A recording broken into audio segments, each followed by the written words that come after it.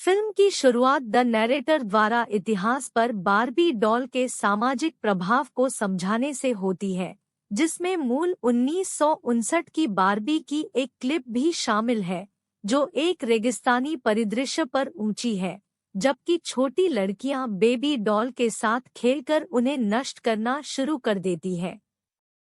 बार्बीलैंड वास्तविक दुनिया से छिपा हुआ है, जहां बार्बी और केन्स, एलन और मिट जैसी अन्य गुड़ियों के साथ रहते हैं।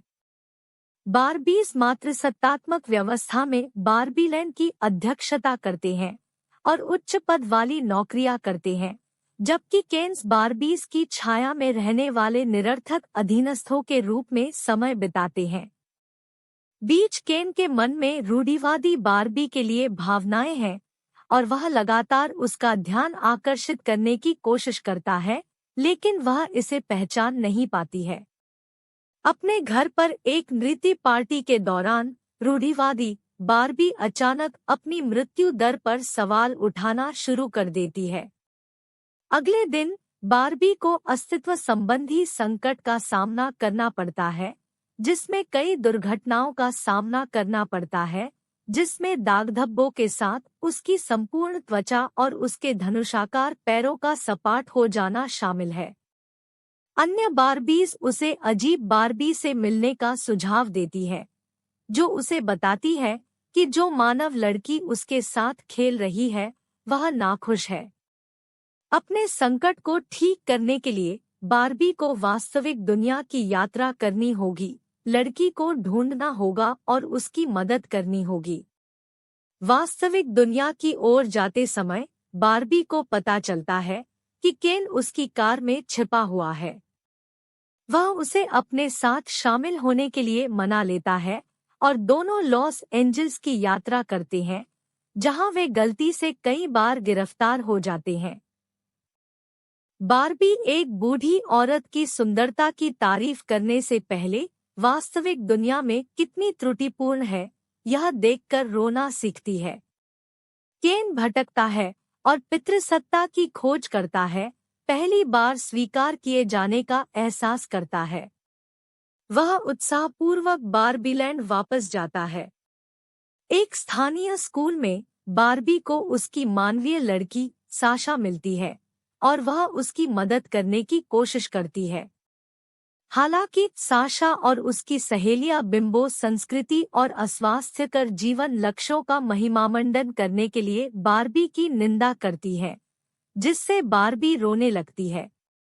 इस बीच मैटल सीईओ को बार्बी के अस्तित्व का पता चलता है और वह उसे बार्बीलैंड निर्वासित करने का आदेश देता है और अपने लोगों को उसके पीछे भेजता है। बार्बी मैटल मुख्यालय पहुंचती है और सीईओ और उसके पुरुष अधीनस्थों से मिलती है। वे उसे एक आदमकद गुड़िया बॉक्स के माध्यम से वापस भेजने की कोशिश करते हैं, लेकिन बार्बी उनके इरादे को भांप लेती है और पीछा करके भाग जाती है। साशा और उसकी मां ग्लोरिया उसकी मदद करती है, जो बार्बी की चिंताओं के लिए उकसाने वाली साबित होती है। ग्लोरिया ने मध्य जीवन संकट के दौरान बार्बी के साथ खेलना शुरू किया और अपनी चिंताओं को बार्बी पर छोड़ दिया। तीनों इस बात से अनजान है कि सीईओ और उनके सहयोगी उनका पीछा कर रहे हैं, बार्बीलैंड की ओर वापस जाते हैं। बार्बीलैंड में पहुंचने पर तीनों को पता चलता है कि केन ने अपने साथी केन्स को सिस्टम को उखाड़ फेंकने में नेतृत्व किया है, बार्बीज को आज्ञाकारी गर्लफ्रेंड के रूप में गुलाम बनाया है। वे अगले दिन बार्बीलैंड संविधान में अपनी नई पितृसत्ता को स्थापित करने की भी योजना बनाते हैं। बार्बी केन को इसे वापस बदलने के लिए मनाने की कोशिश करती है, लेकिन वह मना कर देता है क्योंकि अंततः वह पहली बार इसके योग्य महसूस करता है। ग्लोरिया के एक महिला होने पर भाषण देने से पहले बार्बी अवसाद में डूब जाती है, जिससे बार्बी को बार्बीलैंड को बचाने की प्रेरणा मिलती है। बार्बी, ग्लोरिया, साशा, अजीब बार्बी, एलन जो केन्स के नए नियम के खिलाफ है, और अन्य बंद बार्बी और केन्स एक योजना बनाते हैं।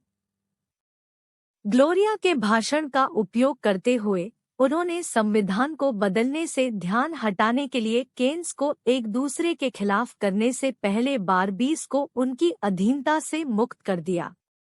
जैसे ही केन्स समुद्र तट पर लड़ते हैं, बारबीज बारबीलैंड की मातृसत्ता को संविधान में वापस बहाल कर देते हैं। परेशान केन बारबी के लिए एक सहायक के अलावा और कुछ नहीं होने पर निराशा व्यक्त करता है, जिस पर वह उसे अपना खुद का व्यक्ति बनने के लिए प्रोत्साहित करती है। दोनों अपनी गलतियों के लिए एक दूसरे से माफी मांगते हैं। राष्ट्रपति बारबी केन्स और अन्य बंद खिलौनों के लिए समानता पर सहमत होने से पहले मैटल सीईओ के साथ एक दोस्ताना समझौता करते हैं। बारबी अभी भी अनिश्चित है कि वह कौन है। मैटल के सहसंस्थापक और उसके निर्माता रूथ हैंडलर की आत्मा से मिलती है। रूथ का कहना है कि बारबी का कोई विशिष्ट उद्देश्य नहीं है, क्योंकि उसका विकास हमेशा उसकी जड़ों से अधिक होगा। वह बारबी के मातृत्व के सपने दिखाती है और उसे अपना रास्ता चुनने के लिए प्रोत्साहित करती है। बारबी वास्तविक दुनिया में एक इंसान के रूप में रहने का फैसला करती है, जिसका नाम बारबरा हैंडलर है। ग्लोरिया और साशा उसे एक अपॉइंटमेंट के लिए ले जाती है, जहां बारबी गर्व से घोषणा करती है कि वह अपने स्त्री रोग विशेषज्ञ से मिलने के लिए वहां आई है।